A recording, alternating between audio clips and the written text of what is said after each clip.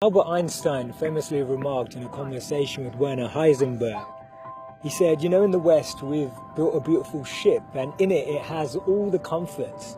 But actually the one thing that it doesn't have is a compass, and that's why it doesn't know where it's going. This paradox of our times was propounded by the Dalai Lama when he said we have wider freeways but narrower viewpoints. We have taller buildings but shorter tempers. Will Smith said that we spend money we haven't earned on things we don't need to impress people we don't like.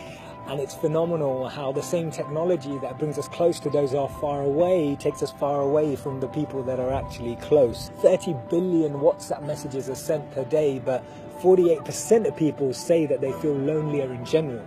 The paradox of our times is that we have more degrees but less sense, more knowledge but less judgment, more experts but less solutions. It was Martin Luther King who said that the irony of our times is that we have guided missiles but misguided men. Have you ever found it perplexing that we've been all the way to the moon and back, but we struggle to start a conversation across the road or across the train? And it's amazing that Bill Gates was known as the top earner in 2015 with a wealth of 79.2 billion, but 1 in 4 CEOs claim to be struggling from depression. Do we actually thrive off this paradox? Is it that this paradox actually makes the media interesting? It's what makes journalism interesting. It's what makes politics interesting. It's what makes television interesting. Is this paradox actually what we feed off and what we live off and what we talk about and discuss in our circles? Doesn't it seem that we've tried to clean the air but polluted our soul? We've split the atom but not our prejudice, and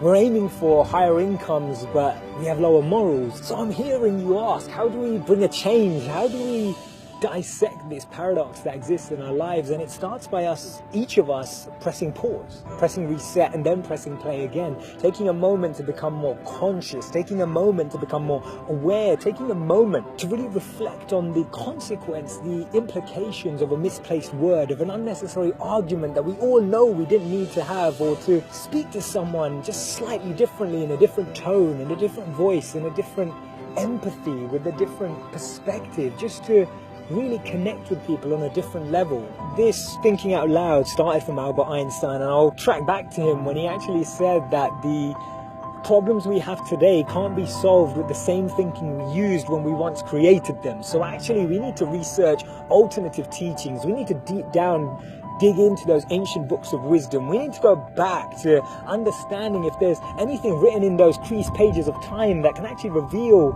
more knowledge and more wisdom of how we can transform our experience of life today. Otherwise, this paradox means that every step forward we take, we're taking 3 backwards every time.